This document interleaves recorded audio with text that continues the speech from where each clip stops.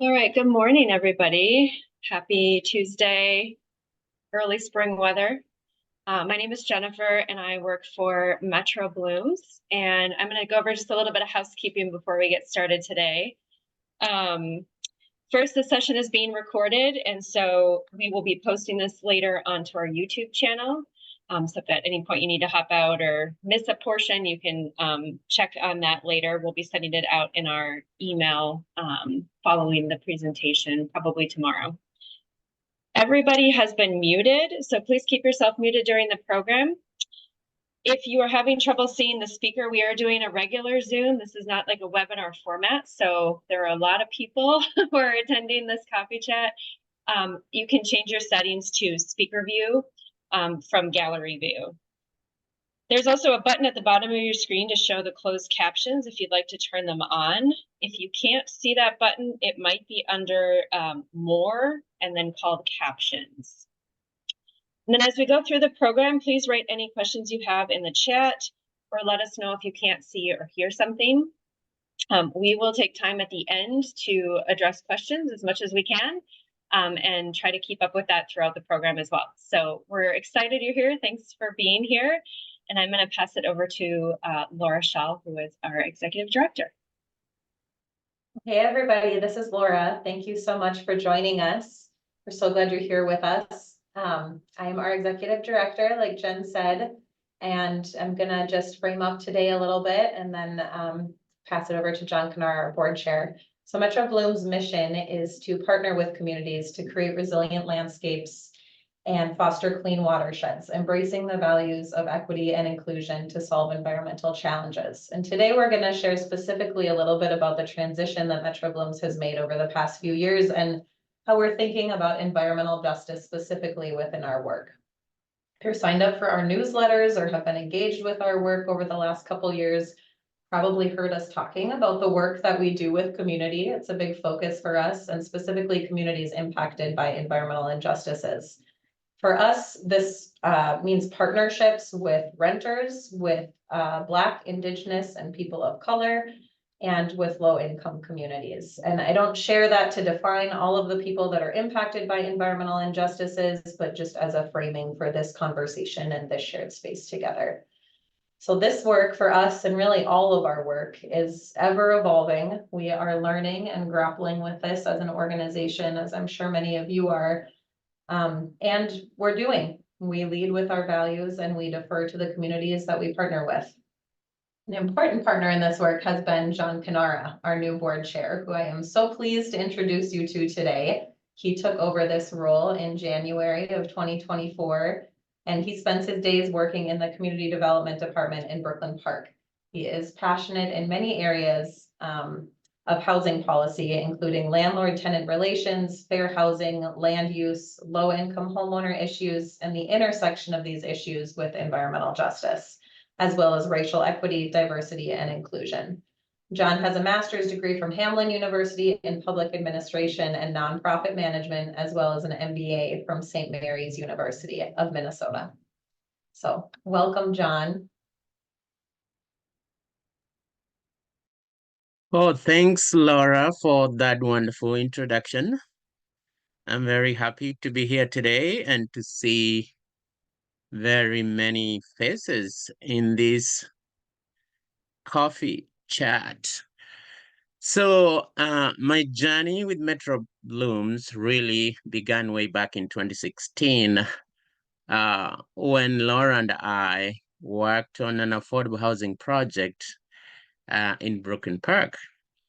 So during this collaborative project that involved reinvestment in the interior and the exterior spaces of the community to kind of improve the quality of living for the residents, I happened to learn a lot about the intersectionality between the environment, education, healthy outcomes, economic opportunity, and housing stability. All these variables, in one way or the other, they are connected and tied together. As you all know, as we continue to collaborate with Metro Blooms on many, many more projects around the communities, around the Twin Cities area, primarily in Brooklyn Park, my affinity for Metro Blooms grew strong and stronger. And that's why I proudly stand before you today, proclaiming my mission, my passion for Metro Blooms' mission and vision. And those of you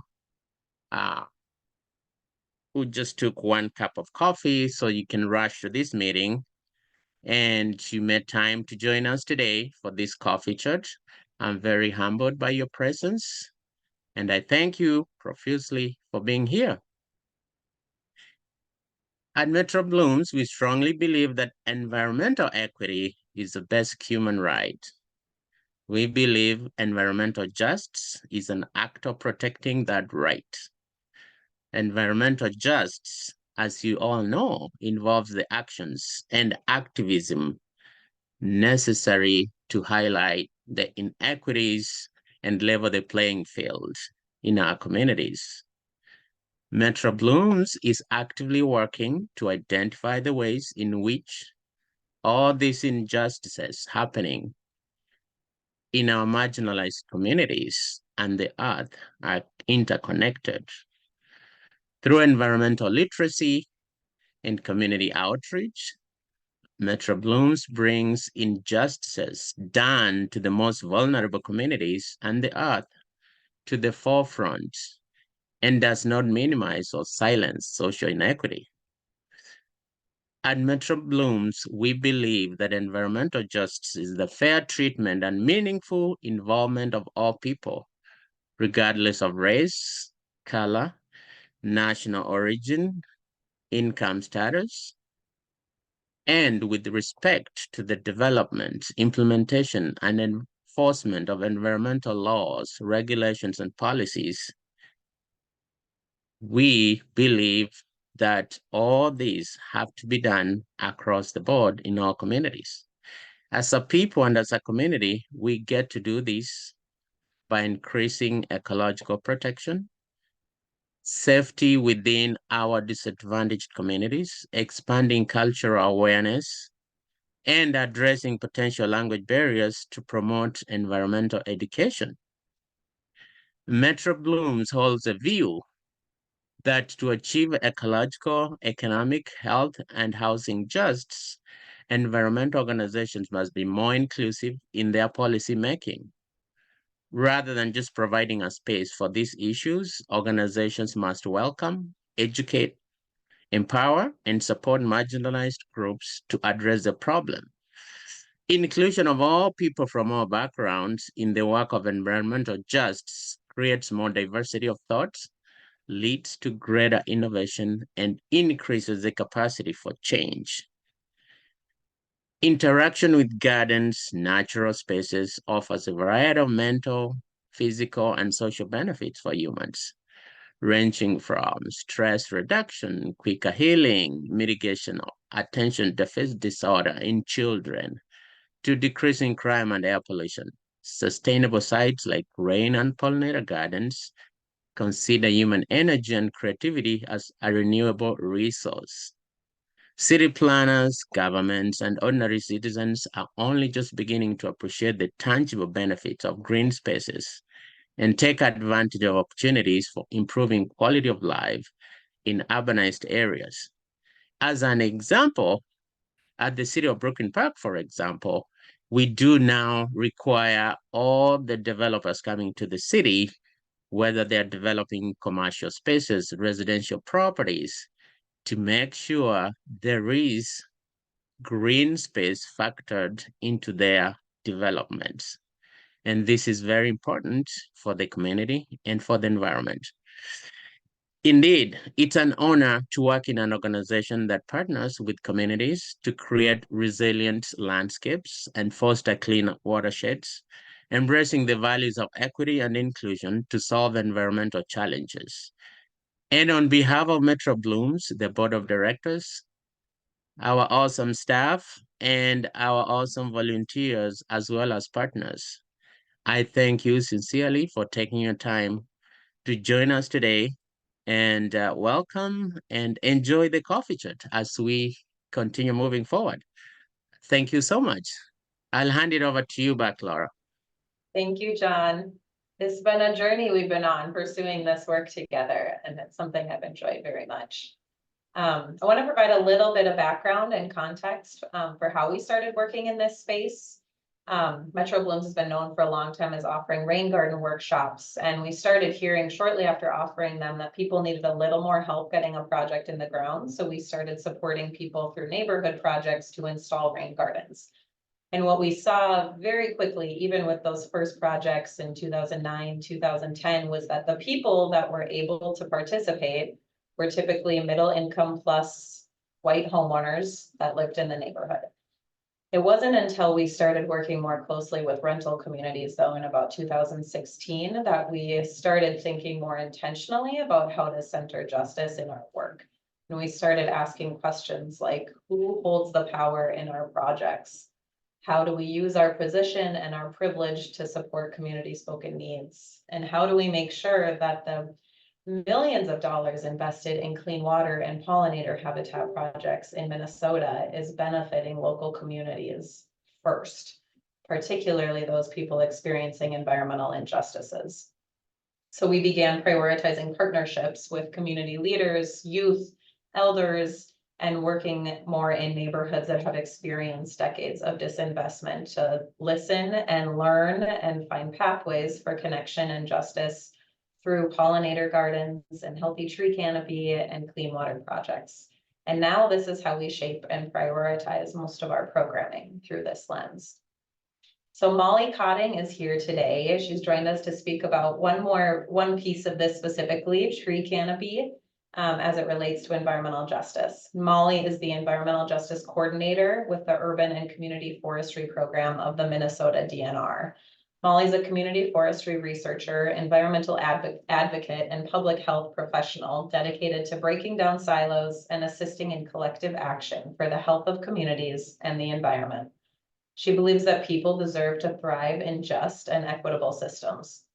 Molly has a master's in public health from the University of Washington, Seattle. And I'll just add that she has been a really important partner in our work with communities experiencing environmental injustices. And she's going to share a bit more about tree canopy in Minneapolis with us. Thank you so much, Laura and John and Jennifer for inviting me. Yeah, as Laura stated, I've been really fortunate to be able to work with Metro Blooms on canopy equity issues here in the Twin Cities.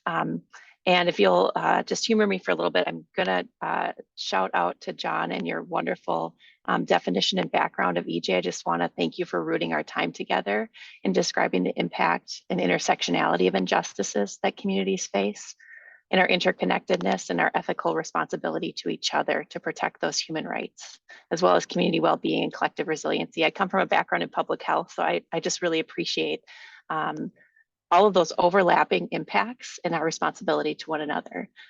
When I talk with groups about environmental justice, I name some of the hurdles ahead of us for increasing access and reducing some of those environmental burdens that disproportionately affect communities of color and low-income communities around the country, but also and especially here in the Twin Cities. That our EJ programming needs to not just distribute resources differently, but remove barriers to participation and decision-making and increase access to all of those benefits that John described.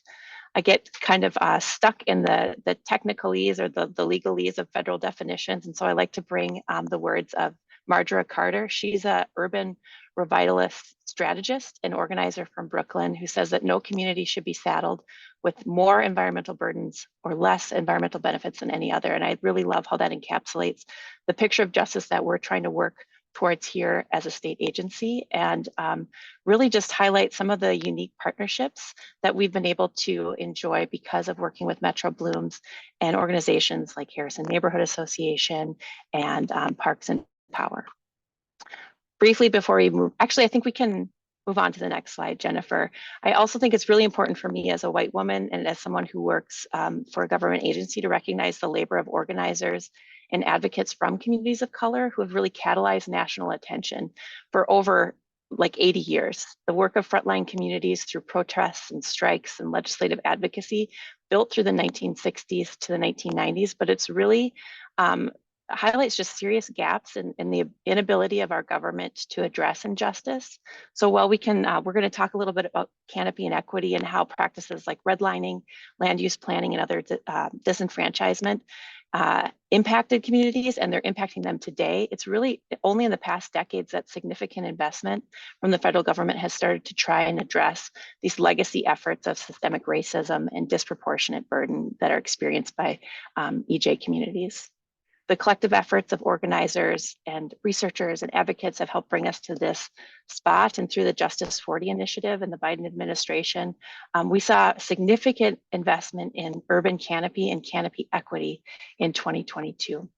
So I'd love to make it a little interactive here.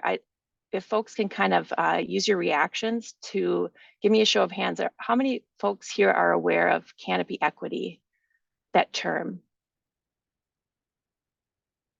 I see some, yeah, in real life hands. That's great. Okay, so I'm kind of preaching to the choir here. But if you've been paying attention, and we'll kind of flip through a couple of headlines in the recent couple of years, you may be paying closer attention to the ties between urban forestry, canopy cover, climate resilience, and those legacies of systemic racism on a national level. So canopy equity refers to how we undo patterns of land use and community forestry investment to address the lack of tree cover that low-income neighborhoods, communities of color experience all over the country. I want to take a little bit of time to flip through. I think we're missing some of the, what do you call them, like actions or animations.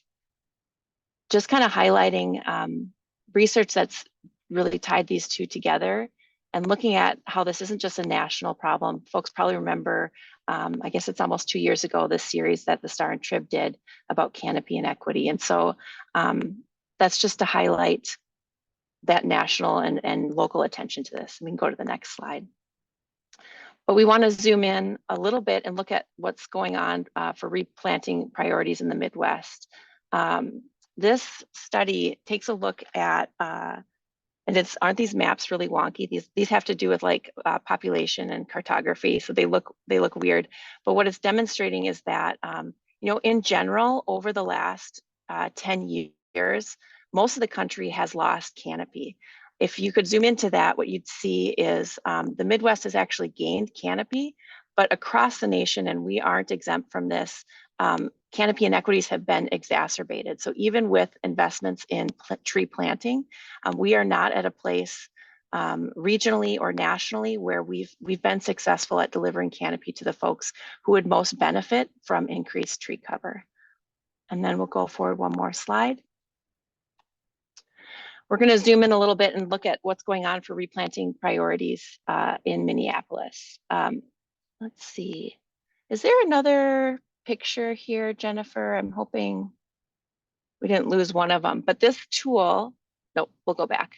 This tool called Growing Shade, if you all have not had the privilege of taking a look at it, gives us kind of like a hyper granular local picture of where replanting priorities are at across census blocks. And it looks at the 7-county metro area, but if you zoom into Minneapolis, and these color codes are quite small, but the purple color signifies where tree planting priorities around environmental justice are really high. So you can see big pockets around North Minneapolis and the Phillips neighborhood where, you know, not just for climate change or public health or conservation, right, canopy that's being removed for development, like the benefits of delivering trees in these specific neighborhoods is to address environmental justice. This tool, I think I should just shout out, you can see those logos, was a collaboration between Met Council, Tree Trust, and the Nature Conservancy. Metro Blooms has really been a wonderful partner, not only to our team over at the state, but most importantly, they've been a humble and responsive and honoring partner with the environmental justice groups that we've had the privilege of connecting with and building relationship. They've been able to identify specific community forestry priorities and actions that they'd like support with. And that's why I've jumped at the chance to join this conversation with you all, because I see your organization as integrally important to building solutions that center justice and community, whether it be planting trees and looking at more sustainable ecological restoration or residential support. So I think that's enough for me, but just want to thank you so much for listening and pass it off to Layla and Michaela. Thank you so much, Molly, for sharing that context and your graciousness in our work. It's really been wonderful to partner. And as Molly said, you know, one of Metro Bloom's really primary priorities is being responsive to the communities that we partner with and always deferring to the knowledge and the leadership that those communities provide. And a big part of that is employing people from the communities that we work with. Two of our staff who are so key in this space are our environmental and social justice coordinators, Layla Bacon and Michaela Freeman. They're here to join us today. Layla completed high school in 2022 and spent a year at Minneapolis Community and Technical College. Now she's transferring to Southwest Minnesota State University. She is an environmental justice and social justice coordinator with us. And Michaela is also a coordinator. She's an environmental justice and social justice activist and advocate. She grew up in North Minneapolis, a heavily environmentally impacted community. This community has the highest asthma rates in the state, is a heat island, and has the highest concentration of low-income Black and Brown people in Minnesota. Hi, I'm Layla. I'm just gonna tell you a little backstory about how I got into environmental justice, but I've been doing environmental justice work since I was 14 years old. I started in a youth group called Youth Empower, where we learned how to do community organizing. Over the past 6 years, I've participated in many apprenticeship programs that focused on trees, soil, sustainable building, compost, and environmental justice. I'm proud of like all the things that I've accomplished over the last 6 years. And I love contributing and supporting to my community. Hi, my name's Michaela. I also joined the same program as Layla about 6 years ago, where we learned to be community organizers. And I really care about serving my community and making intentional relationships with others. I continue in all my spaces to grow my personal and collective knowledge around environmental justice, community organizing, and communication, especially. At Metro Blooms, I do community engagement and focus on planting trees, rain gardens, and boulevard bioswales to help improve the air quality, soil quality, and water quality in the community. Okay. Ready? Okay. We've partnered with the city of Minneapolis since 2017, offering free native boulevard gardens to residents in environmental justice areas. When this project started, we offered these gardens that cleaned water and supported pollinators to residents who lost their ash trees in their boulevards. And last year, we learned about the financial and environmental burden that are the required with those ash tree removals on North Minneapolis residents, and the environmental harms of living in Phillips near the industry like the Smith Foundry. And we connected with these communities to offer boulevard rain gardens through the Blooming Boulevard Project as a small way to show support. And on the slide, the left picture is a community planting we had across from the urban farm in Phillips. We gave most of the residents on the block right across the street rain gardens, and then me and Layla in the other picture are doing some ash tree stump identification as we were door knocking.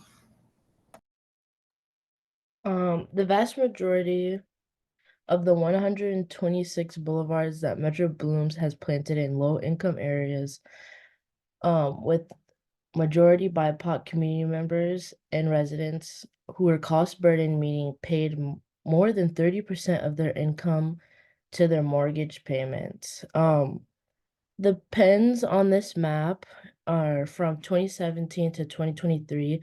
The blue area are the most cost burdened people who have spent 30% of their income on their mortgage. And like Layla said,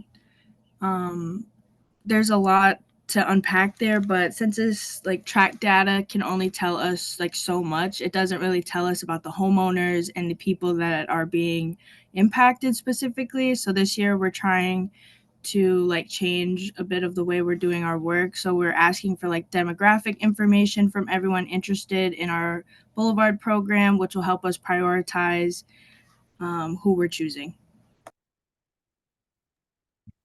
We are working to offer Boulevard Gardens to Spanish-speaking community members, as well as getting all our materials translated and having interpreters at all our engagements.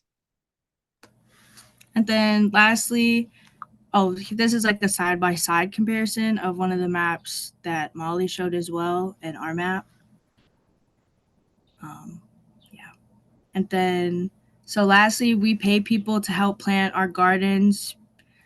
We hire young adult crews to plant and care for the gardens, and we work to reinvest funding back into environmental justice communities.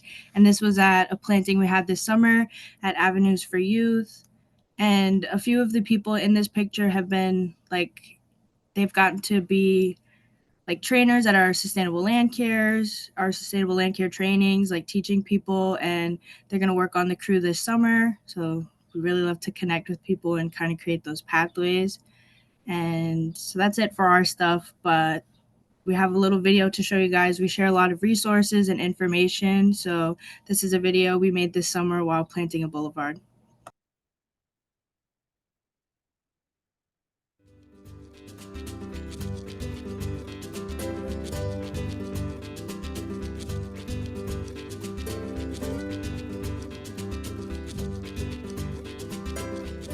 Hello, my name is Michaela Freeman. I'm an environmental justice and social justice coordinator at Metro Blooms, and today we're going to be doing a native plug planting. Before you begin planting, you'll want to make sure you have all your gear. You need a pair of gloves and a trowel. Before you start planting, you'll want to make sure your site is prepped, your soil is tilled, and you have mulch on top. Our first step will be moving all of our mulch out of the way so we have good access to the soil. It'll be about 6 to 8 inches. Then you'll take your trowel and you'll start digging your hole about 3 to 4 inches, the same size as your plug. You'll want to take your plant out of the container, and if the roots are wrapped around, you'll want to break them down and massage them so they're not in a spiral position. Then put your plant in the soil, make sure it's dirty and up straight, bring all the soil back on top of it, make sure it's in there nice and snug,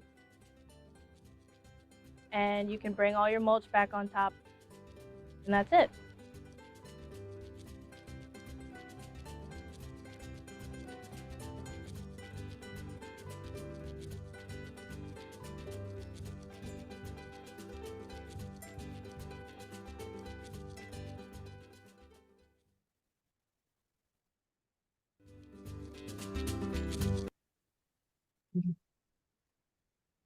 Well, that wraps our presentation for you all. Thank you all for being here and listening as we share more about our work. I guess the last thing I want to share is that lifting up what Molly said, I want to be really clear that we are not the only organization doing this work. We are learning from many partner organizations and learning with many partner organizations.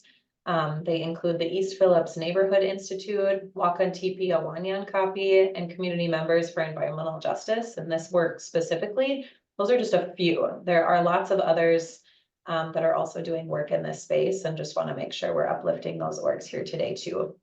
We're so glad you joined us and that you are part of Metro Bloom's community here. We hope you learned something new about our work and that you're excited about our future. We will stick around for questions for a few minutes. And I know we've got one to start with. And so there's going to be some links in the chat too to check out those organizations and a bit more about our work through our website.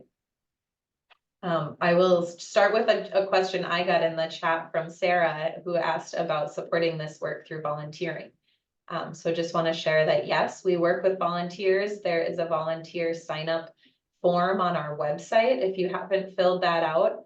I will say we maybe have fewer kind of like planting volunteer opportunities than some other organizations. And that is because of our focus on paying community members for their labor. So we never want to take away a paid opportunity from a community member we're working with.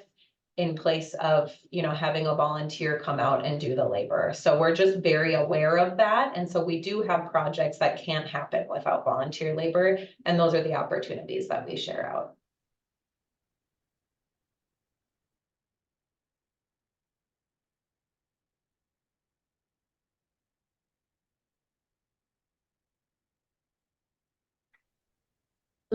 Laura, will this presentation link be available on your site for us to share with our organizations? Jen? Yeah, sorry, trying to unmute. Yes, everyone who registered and is attending will receive an email with the link to our presentation, and I believe it will be posted to our YouTube channel probably in the next couple days. Thank you. Yep. And thank you, everyone. This is a great presentation. Appreciate it. Right, we do have a few other questions in the chat that I just want to highlight. If folks have to leave now, feel free to do so. But it looks like Jeannie was sharing that she works with a garden club who is trying to work more with underserved areas to design and install pollinator pathways, and is wondering if we do similar work, which we spoke to a little bit. But I don't know if maybe Layla or Michaela, you want to talk a little bit about the Boulevard projects that Metro Bloom does?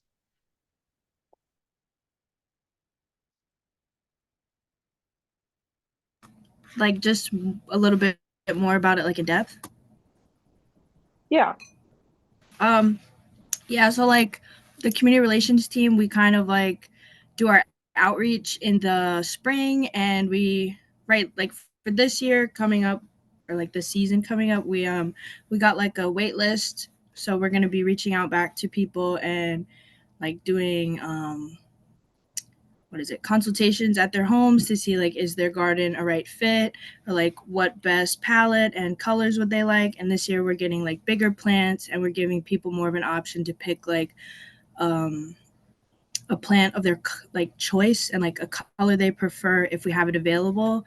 And we pay the residents to plant with us. We like teach them about their garden, how it's gonna like improve their boulevard.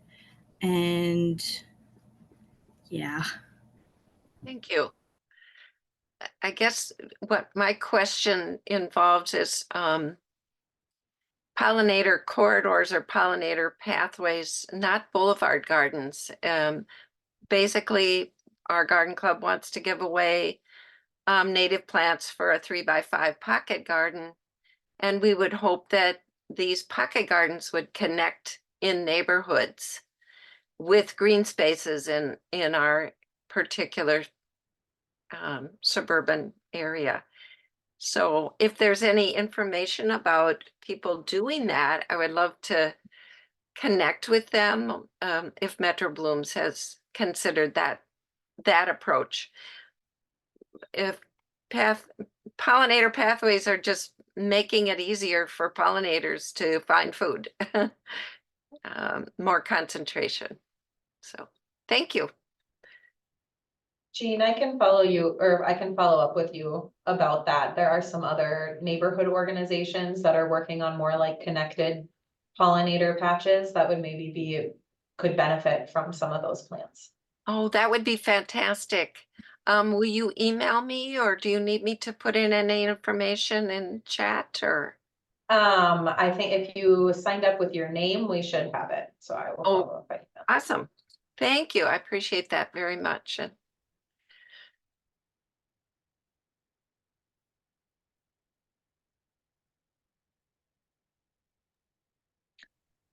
All right, it looks like we had somebody else wondering a little more about Minneapolis city requirements or regulations for boulevard plantings.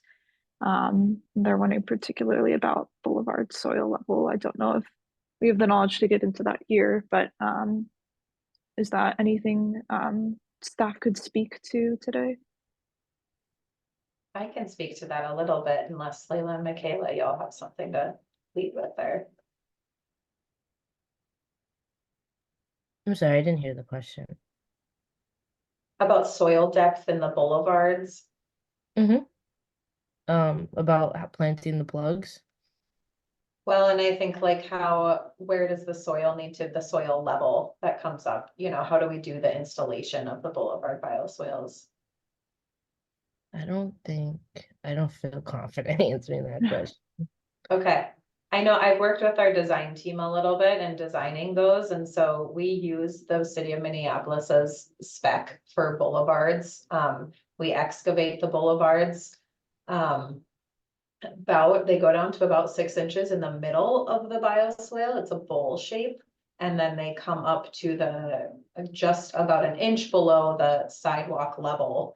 And then we put mulch on top. And so that inch of mulch then brings the mulch level up to about the sidewalk level. But we want to be really sure that we're not applying mulch that's above the sidewalk level. So that the runoff from the sidewalk is coming into the garden and infiltrating into the rain garden used by the native plants and cleaned by the soil.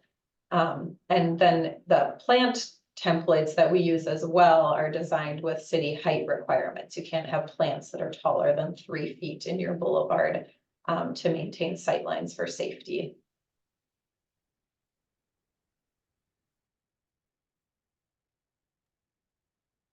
Great, thanks, Laura.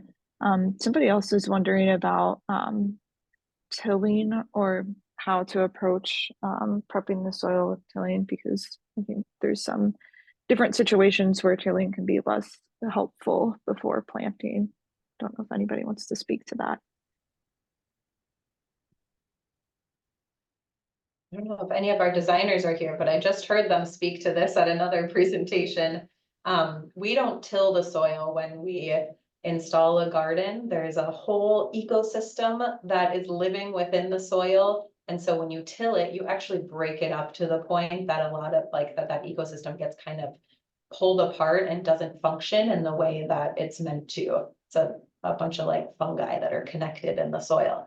And so we don't till. What we do is we turn the soil. We use a shovel to actually turn shovelfuls at a time so that you're loosening the soil, but you're not breaking it up and destroying that ecosystem within it.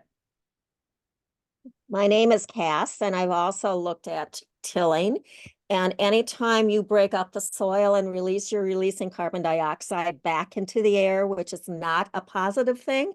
So as a native plant gardener, I never till, and I even don't pull my plants out in the fall, some of the more annual ones.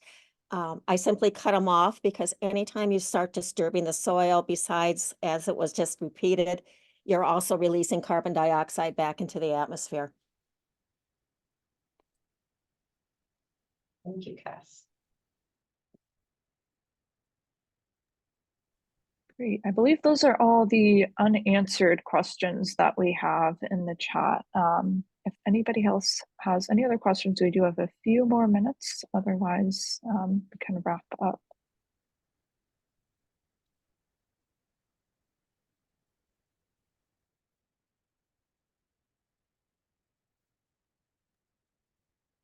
Well, thank you all so much for joining us. We are always available by email and through our website too. So we look forward to hearing from you more.